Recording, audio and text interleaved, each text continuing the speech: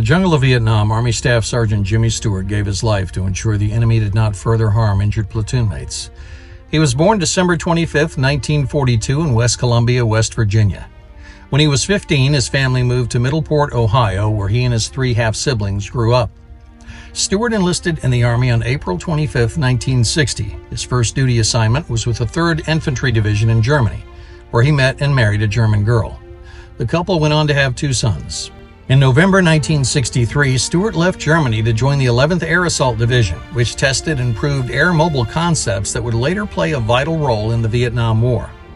In August 1965, a month after the 11th and the 2nd Infantry Division were reorganized and redesignated as the 1st Cavalry Division Air Mobile, known as 1st Team, the unit deployed to Vietnam.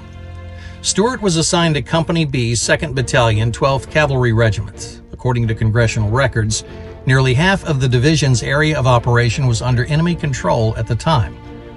In the early hours of May 18, 1966, Company B was manning a defensive perimeter when a reinforced company of North Vietnamese soldiers attacked. Stewart, part of a 6-man squad, was caught in the direct path of the enemy. He was the only member of the platoon not injured, so he quickly became the lone defender of vital terrain against hostile enemy fire.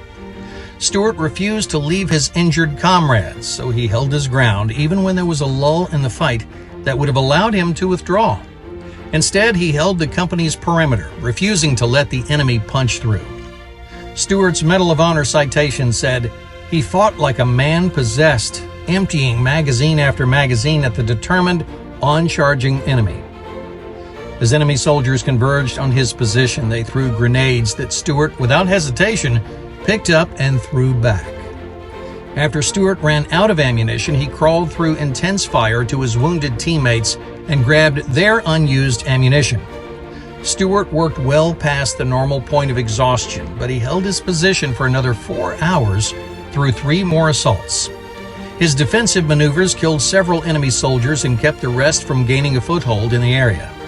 Stewart's valiant actions allowed his company to hold its position until reinforcements arrived for a counterattack. It wasn't until later that his fellow soldiers found his body in a shallow enemy hole, which he'd moved to so he could help fire at the enemy during the counterattack.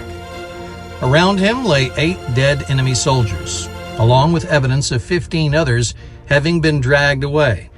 The 5 wounded soldiers Stewart gave his life to protect all survived. Stewart's courage in the face of overwhelming odds inspired his fellow soldiers.